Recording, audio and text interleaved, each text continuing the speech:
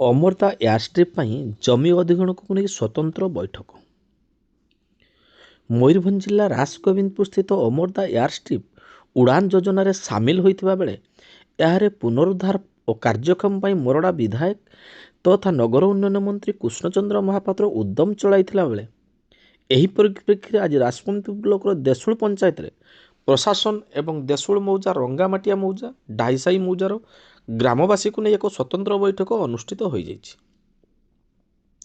Rasgobindpur BDO ଅନନ୍ତ କୁମାର ହାଁସଦା, ତହସିଲଦାର Upendra Das, ବେତନଟି SDPO Minati Biswal, ABDO Jayakrishna Nayak, panchayat ଅଧିକାରୀ ରଶ୍ମିରେଖା ମହାନ୍ତ, ରାସଗୋବିନ୍ଦପୁର ଥାନା ଅଧିକାରୀ ପଦ୍ମଲୋଚନ ପାଣିଗ୍ରାହୀ, ମୋରଡ଼ା ଥାନା ଅଧିକାରୀ ସୁମିତ କୁମାର ସୋରେନ, ସମାଜସେବୀ ଆଦିତ୍ୟ ପଟ୍ଟନାୟକ, ବ୍ରଜକିଶୋର ଦାସ, ସରପଞ୍ଚ ଲକ୍ଷ୍ମୀ ହାଁସଦା ପ୍ରମୁଖ ଉପସ୍ଥିତ ରହି ଗ୍ରାମବାସୀଙ୍କ ସହିତ ଆଲୋଚନା କରିଥିଲେ।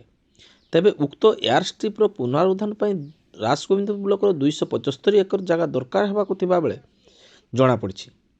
ଉକ୍ତ ଏୟାରଷ୍ଟ୍ରିପ୍ କାର୍ଯ୍ୟକ୍ଷମ ହେଲେ ଅଞ୍ଚଳର ଗମନାଗମନର ସୁବିଧା ହେବା, ବିକାଶ କାର୍ଯ୍ୟ ତ୍ୱରାନ୍ୱିତ ହେବା ସହ ପର୍ଯ୍ୟଟନସ୍ଥଳୀର ବିକାଶ ସାଙ୍ଗକୁ ପରୋକ୍ଷରେ ବହୁ ଲୋକ ରୋଜଗାର ପାଇପାରିବେ ବୋଲି ମତ ପ୍ରକାଶ ପାଇଛି।